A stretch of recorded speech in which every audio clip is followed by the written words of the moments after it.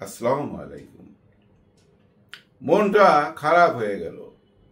একজন মা, মানে একজন শহীদের মা বলতেছে যে আমার ছেলের লাশ আনতে যায় হাসপাতালে 1000 টাকা ঘুষ দিতে হয়েছে। তখন কি ভাল লাগে বলেন? এই যে ইউনূস সরকার হাজার হাজার কোটি ডলার নিয়ে আসতেছে চারিদিক থেকে, আমার কাছে এর কোনো মূল্যই থাকে না যখন শুনি কোনো শহীদের মা বলতেছে যে আমার ছেলের লাশ আনতে আমার 1000 টাকা ঘুষ দিতে হয়েছে। কোথায়? এই রাজধানীর একটি হাসপাতালে, সরারদি হাসপাতালে। আপনারা শুনেন। অ্যাম্বুলেন্সের ভাড়াই দিছি 6,000 আর হাসপাতালতে বের করতে দিছি 1,000। বাবারে কি কম দুঃখের কথা, আমার একটা মাত্র সন্তান বাবা।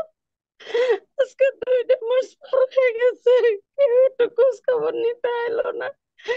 বসে গেছে নিল সাংবাদিক আর নেই করছে, তারপরে যমুনা চ্যানেল দিছে, বাংলা মিশনে দিছে, কোনো একটা ছাত্র আসে নাই।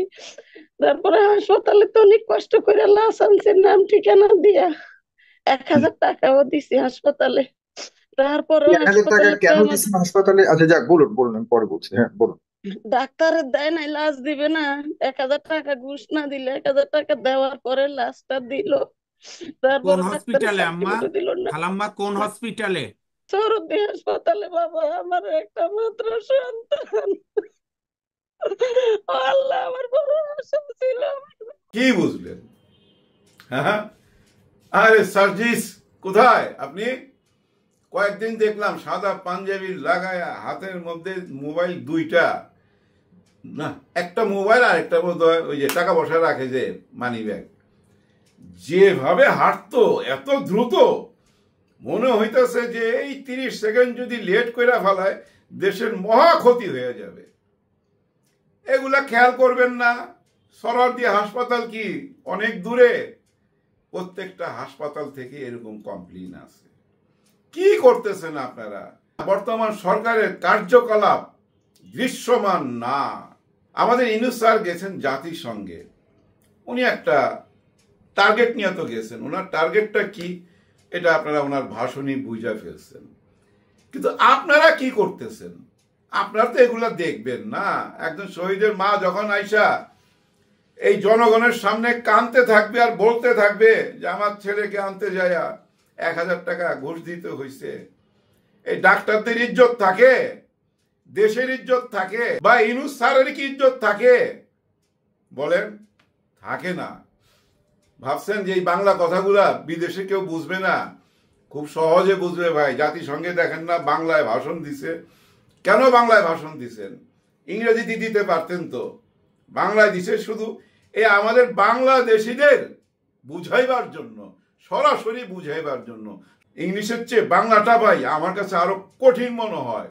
ওনার ওনার প্রত্যেকটা কথার মধ্যে অর্থ লুকায় আছে। খুব গভীরে যাইতে হয় ওনার কথা বুঝতে হইলে। খালি শুনে যাইবেন হবে না, 2-3 বার শুনলে অর্থ বুঝতে পারবেন। এবার জাতিসংঘের ভাষণে কতগুলো ইম্পর্টেন্ট কথা কইছেন। এর মধ্যে 3-0 একটা ফর্মুলা বলছেন উনি। এই 3-0 ফর্মুলা বুঝতে যায় ভাই আমার মাথা উলে গেছে। কয়েকবার শোনার পর অল্প একটু বুঝছি, যেটুক বুঝছি ওইটুকু আপনাদের সাথে শেয়ার করি। প্রথম 0টা হচ্ছে বাতাস পরিষ্কার করতে হবে।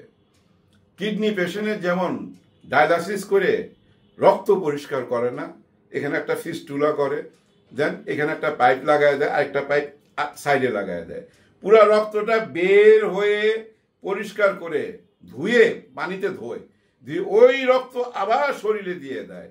অটো হইতে থাকে, 3-4 ঘন্টা লাগে এই ডায়ালাসিস হইতে।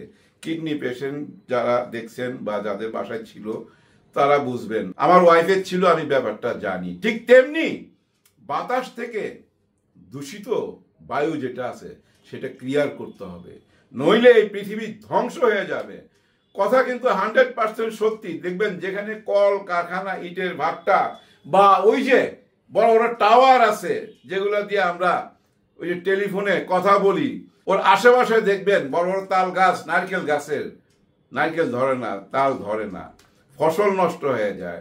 আশেপাশে দেখবেন কোনো পাখির বাসা নাই, দূরে সরে যায় সব। এভাবে পুরো পৃথিবীটা ধ্বংসের দিকে। সেই ধ্বংস থেকে পৃথিবীকে বাঁচাইবার জন্য জাতিসংঘের কাছে উনি আবেদন করছেন। এটা হলো ওনার প্রথম জিরো। আর 3টা জিরোর মধ্যে সেকেন্ড জিরো হচ্ছে চাকরি। হ্যাঁ, সবাইকে কাজ করতে হবে, সবাইকে কাজ দিতে হবে। চাকরি নাই এই কথাটা শুনতে চাই না, মানে এটা জিরোতে আনতে হবে। সবার জন্য কাজ থাকতে হবে। এই পৃথিবীর সবাই কাজ করবে, তাহলে পৃথিবীর উন্নতি হবে। কাজ চাইলেই তো আপনি কাজ পাবেন না। কিভাবে কাজ পাবেন সেটাও গবেষণা করে বাইর করতে হবে। সেটারও উনি আকার ইঙ্গিতে বইলা দিচ্ছেন কি করতে হবে। আরেকটা জিরো কি, সেটা হলো সম্পদ। যা আপনার ব্যক্তি মালিকানায় সম্পদ থাকতে পারবে না, পৃথিবীর কারোই সম্পদ থাকতে পারবে না। ব্যাপারটা অনেকটা এরকম। গ্রামীণ ব্যাংকের মালিক কিন্তু আমরা জানি ডক্টর মোহাম্মদ ইউনূস স্যার। আসলে উনি মালিক না, উনি মালিক বানায় দিচ্ছেন এই ব্যাংকের সাথে যারা জড়িত সবাইকে। উনিও একজন ওই জড়িতদের মধ্যে।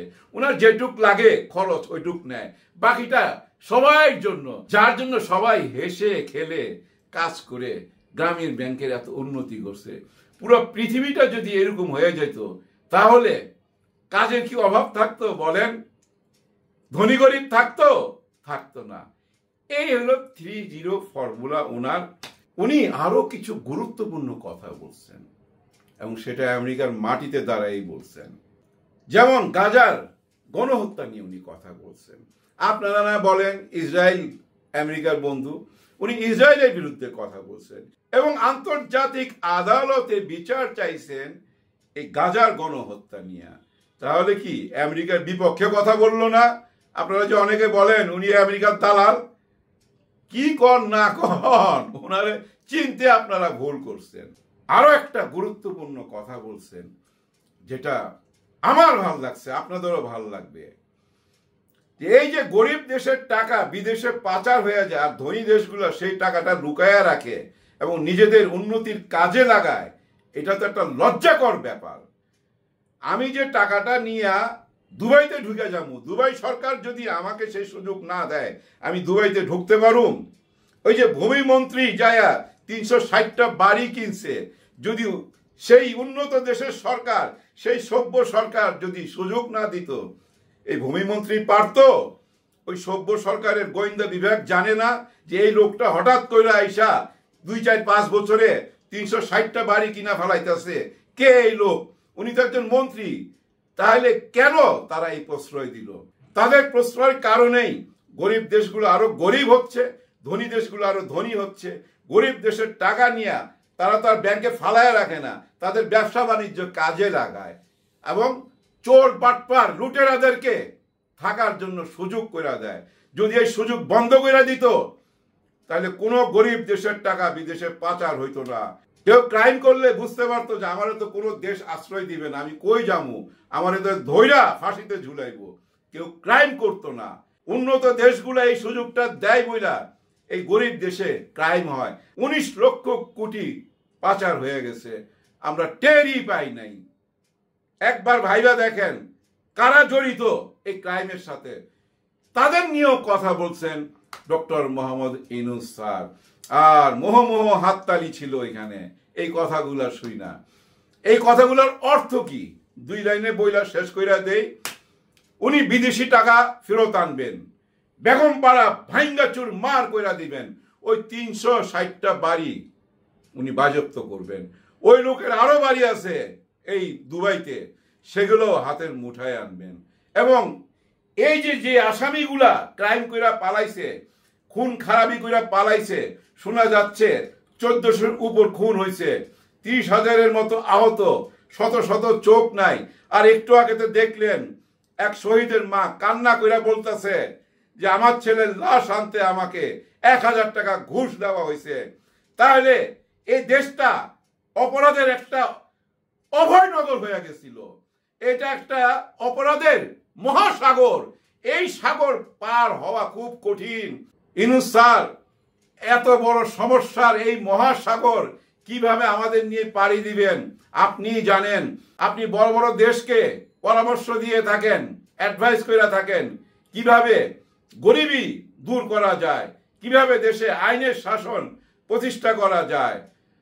আপনি আমাদের দেশের দিকে এবার নজর দেন। তাহলে আমাদের দেশে কেন আইনের সুশাসন ফিরে আসবে না? আমাদের দেশে কেন 1000 টাকা দিয়ে শহীদের লাশ বের করতে হবে?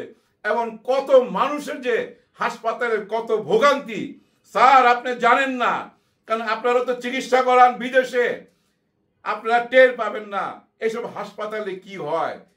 এই বিদেশের চিকিৎসা বন্ধ করতে হবে, যা কিছু হবে এই দেশের ভিতরে হবে। ওই শহীদ মা ক্যামেরার সামনে আইসা আহাজারি করছে, যমুনা টিভি অন্য টিভির কাছে উনি আকুল আবেদন জানাইছে, কোনো উপকার পায় নাই, কোনো ছাত্র জনতা কেউ তার কাছে পৌঁছায় নাই। 12,000 টাকা দিয়া লাশ কবর দিছে, 1000 টাকা দিয়া হাসপাতাল থেকে নিজের ছেলের লাশ বাইর করছে। বুঝতেই পারতেছেন আমরা কোন দেশে বর্তমানে বসবাস করতেছি এবং কি অবস্থায় আছি, কত দুরবস্থায় আছি। তাড়াতাড়ি এখান থেকে বের হতে হবে এবং আপনাদের কার্যকলাপ দৃশ্যমান করতে হবে, আপগ্রেড দিতে হবে। পাবলিক টের পাচ্ছে না। আপনি দেখেন বর্তমানে দেখবেন যে সোশ্যাল মিডিয়ায় ছায়া গেছে আপনাদের সমালোচনা, কারণ আপনাদের কোনো কাজ চোখে পড়তেছে না। গতকাল তো শুনছি আরেকজন ক্রিমিনাল এয়ারপোর্ট দিয়ে ভাইগা গেছে। কিভাবে সম্ভব? এগুলা যদি চলতে থাকে আপনারা খুবই বড় বিপদের সামনে পড়বেন। হ্যাঁ, ওই যে তারেক জিয়া বলছে না যে আপনারা যতদিন ইচ্ছা থাকেন আপত্তি নাই সংস্কারের জন্য, কিন্তু এমন কিছু করেন না যেন আপনারা চইলা যাইতে বাধ্য হন। আর চইলা যাইতে বাধ্য হইলে কিভাবে যায় আমরা তো 5ই আগস্ট দেখছি। তো বাধ্য জিনিসটা ভালো না। আপনাদের প্রতি মানুষের সন্দেহ বাড়তেছে, সামনে পূজা আসতেছে, পূজায় কোনো একটা গন্ডগোল হইতে পারে এরকম একটা আশঙ্কা দেখা দিছে। কেন এই আশঙ্কা দেখা দিবে? কারণ আপনাদের কোনো কিছু দৃশ্যমান না। আপনাদের কাজ দেখাইতে হবে, সামনে আসতে হবে। এটা সোশ্যাল মিডিয়ার যুগ, দেখেন না সোশ্যাল মিডিয়া আপনাদের সমালোচনা ভইরা গেছে। তাই আপনাদেরকে কাজ দেখায়া প্রমাণ করতে হবে। লুকায় লুকায় কাজ করলে চলবে না। সামনে আসেন, নিজেদের প্রকাশ করেন, বললি কথা বলেন। অনেকেই হুমকি দিবে, আমিও হুমকি দিতে পারি আপনাকে, যেই পথে গেলে আপনাকে আমি ছাড়ুম না। কিন্তু আপনি কেন আমাকে ভয় পাবেন যদি আপনি ঠিক পথে থাকেন? আপনার হাত ধরেই আমরা আবার ঘুরে দাঁড়াবো, সোনার বাংলা গড়ব। সবার জন্য সবাই দোয়া করবেন। আল্লাহ হাফেজ।